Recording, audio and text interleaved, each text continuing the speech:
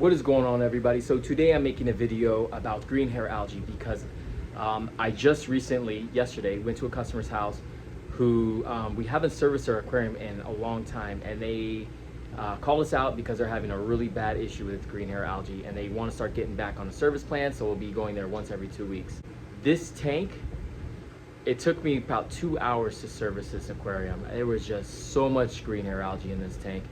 But there's some really nice corals in this tank. Like, there's a lot of really nice corals in this aquarium, and they're just being smothered by the green hair algae. And just wanted to take you along for the ride and show you how I dealt with it and how we will be dealing with it in the future. So if anybody's dealing with this issue, maybe you can pick up something from what I do to help you at home. But yeah, it was pretty bad. Wait till you see this tank. But first, there's a couple things going on here at the store. We got our copper band and our puffer. And who else we got in here? PJ Cardinal, just coming out of quarantine, looking healthy, doing great. Hopefully we can find these two a home relatively quick. Raccoon butterfly and a mono. Also got a couple days left in quarantine. This mono is an actual just pig of a fish, eats all the time. Just a bunch of fish that are just about to come out of quarantine. And that's always a good feeling once you get fish through the 6 weeks quarantine process and we can get them new homes. It always feels good. So I have a bunch of customers that will be getting fish here pretty soon. Everybody loves these jawfish. Have you guys kept a jawfish before?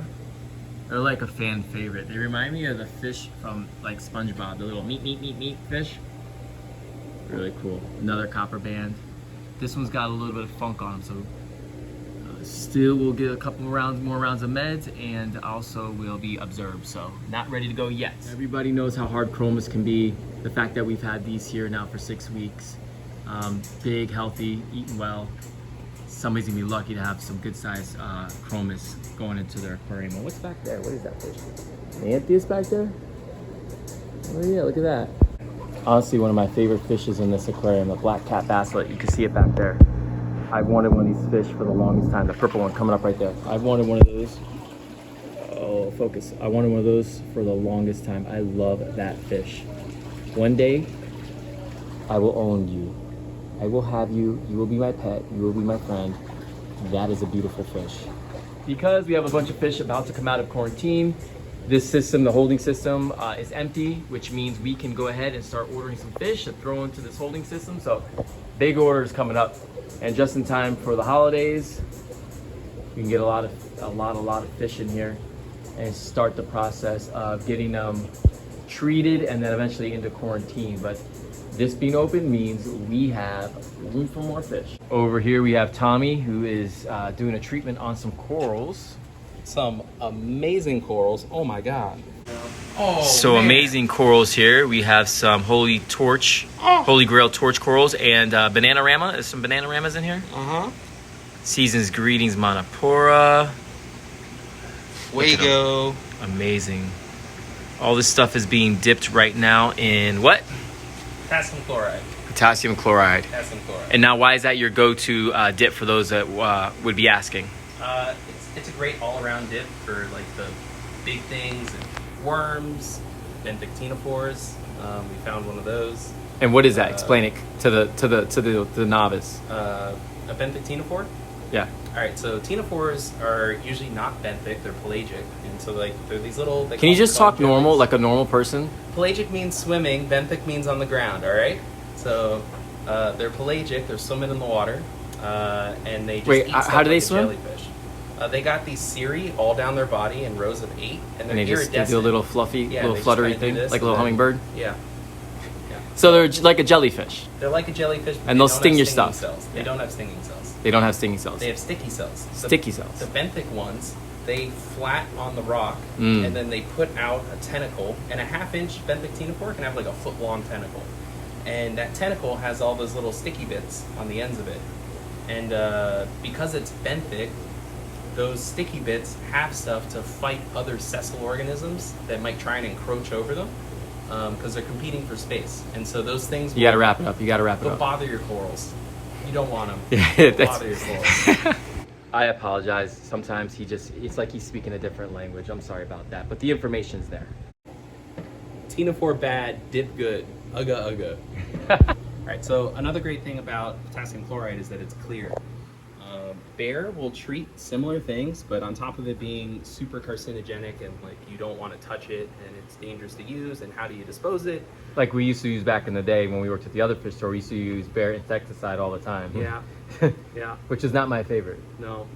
So you can use potassium chloride, and it's clear so you can actually see into it. If we had used bear, we wouldn't be able to see to the bottom. There's two things that I would like to look at under the microscope in here. Ooh, let's take it to the microscope.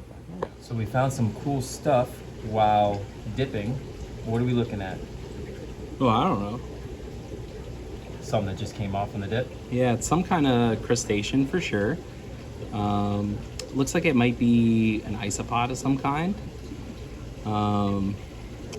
I don't know what is what by looking at this thing. Well, it's on its back. It was on its front at first. That's how I noticed it almost looks like those mites that freshwater fish can get.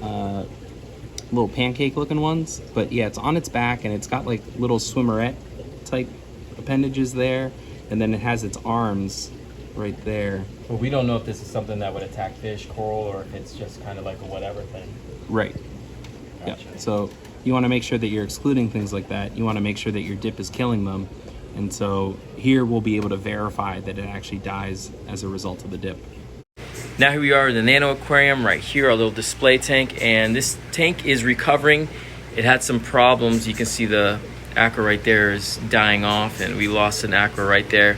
And this is because we got hit by a hurricane not too long ago, and it messed with the power, and unfortunately the aquas were very sensitive to temperature, and you know, just the whole thing was just bad. The hurricane obviously is a problem. We did our best, but we did lose those two aquaros. Hopefully they will come back. There's some tissue on that one, and this one's not done yet. It can still come back. We never know. But the monopore, everything else, this one's growing like crazy.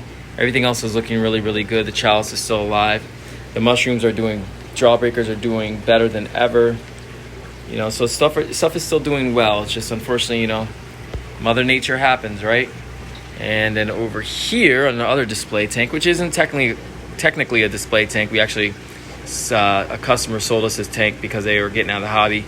We did a round of hydroid treatment on it, so we nuked all the hydroids in there. And ever since we did that and really started zeroing in on this tank, I mean, things have never been better. This Pectinia is a little tight to the skeleton, but that's because it just went to the bathroom. But usually it's big and fluffy, just like the Space Invader. But the color, when we first got it, it was really dark blue. Now it's starting to get pinks, and you can see the green lining right there too. Same thing with this Paleograndus. This was bleached out, like very white, ghostly white, and now it's getting really good color on it. This Space Invader Pectinia, fat, it's got its sweeper tentacles out.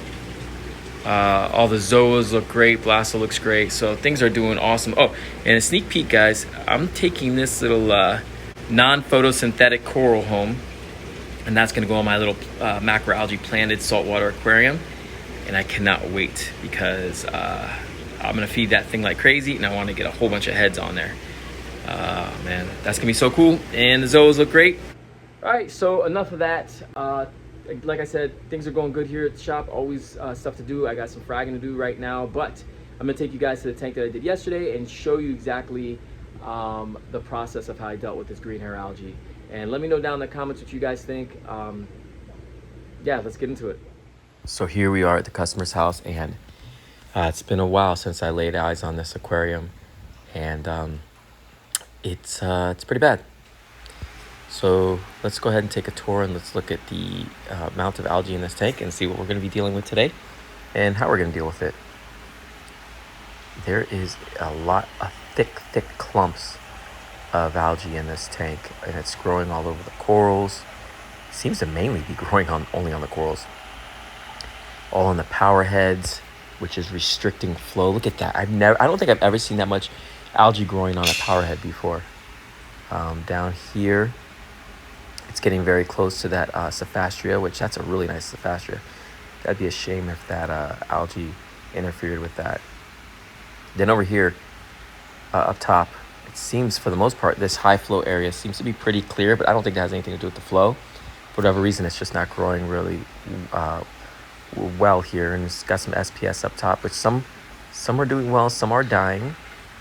And then down below, you have a torch forest, which those are that's a collection of some really expensive torch corals. That's a lot of money right there that you're looking at.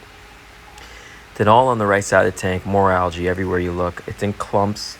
This seems to be a really wiry, tough type of algae. I've only seen it in a couple of tanks. It's not just your regular hair algae. Look at that, it's even going back there on the overflow area. But you can get an idea of just, I mean, it's everywhere and thick. Oh my gosh. Look back there. Look at the whole back end there. Whoa, we got some cyano on the rock. Well, we got our work cut out for us today. This is going to definitely take some effort to get this out of here. And again, the other power head just completely covered, restricting flow again with a bunch of algae. This is going to be, we got our work cut out for us today, and I'll be here for a bit and I'll do the best I can do on it. And even the return nozzles are covered with algae also. Yeah, so it should be fun. Okay, so can we talk about the fact that this is like not your normal algae? This is really on there good. Just put that in the bucket, but this algae is like not coming off. You have to really pull hard. This is not your normal hair algae. It is tough, really, really tough. It's almost like a mix between turf and hair. Very strainy and strong, very strong. Good Lord. Also, I want to point out that look at all the algae that are on these beautiful torch corals. And if that algae starts to really get in there, it can, I believe, release some type of chemical, maybe possibly that could be irritating the corals, causing them to die. Because if you look over here, this is all dead now, and those heads are starting to recede every time the algae touches them. So they're just being swallowed whole. So it's a big problem, but I've done a huge water change. That's about 75%, I'd say. That's a giant water change. So I scrub. Do a big water change and see what happens. So now we're just gonna net out as much algae as we possibly can while we're pumping back in. The algae that I scrubbed off will all get stirred up, and this way we can just net out as much as we possibly can, and you know, for whatever, it's just that much less that's going to end up dying in the aquarium and releasing phosphate or whatever it has, nutrients into the aquarium. So the more we can get out, the better it will be in the long run. So look at this already, just from a couple of swipes. A lot of algae. This, guys, is a snail, and look at the amount of algae that this snail has on it. Look at that. Look at that. That is incredible. Wow. All right, so that's a pretty good amount of algae that we got out of the aquarium. It's not everything, but it is a significant amount. So that took a lot of time and a lot of scrubbing. I really love these grout brushes that I picked up off Amazon. I think those are really, really good for getting tough to reach algae. Those definitely came in handy. All right, the real stuff that's gonna make a difference right here. The secret medicine, well, it's not so secret, it's reflux. Fluconazole, we're gonna add this into the aquarium, and this should help kill a lot of that green hair algae. I'm gonna dump that in right now, but this is really what's gonna do the work for us. And then we'll come back in 2 weeks and do a really big water change. And hopefully next time we're here, a lot of that algae's not. All right, so this is it. This is what we've done. Now it's not all completely gone. There's a ton of algae in here still, but we did what we could do for today. Still a lot of spots of algae. Yeah, did my best given the time allotted. And a lot of stuff is floating around, it's gonna settle. But I think next time we come here, a lot of this stuff should be looking more like that, like gray and dying and turning to dust. And then we'll have to do a good gravel vac and water change to get it all out. But yeah, look at this, still a ton of algae left. But we did get a ton out too, so.